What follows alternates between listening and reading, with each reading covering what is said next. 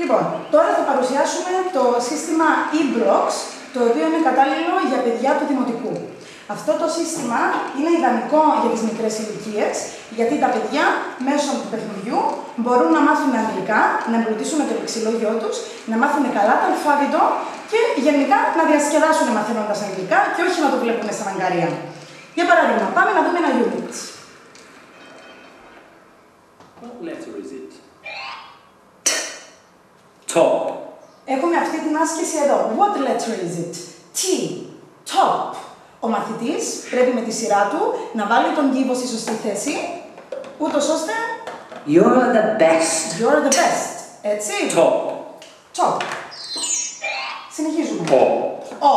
Octopus. Octopus. Great.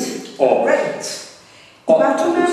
και διαφορετικές ασκήσεις, B.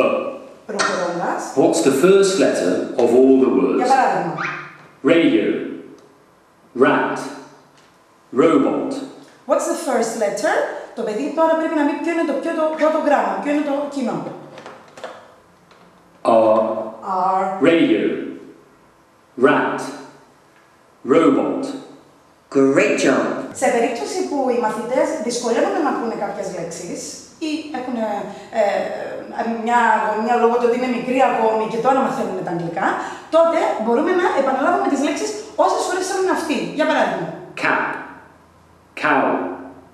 Cup. Οκ. Μπορεί ξανά να δυσκολεύονται ακόμη μία φορά. Cap. Cow. Cup. Οκ. Και εκτός από αυτά, υπάρχει και το τραγούδι με το αλφάβητο, όπου τα παιδιά είναι πιο εύκολο για αυτό το μάθουν.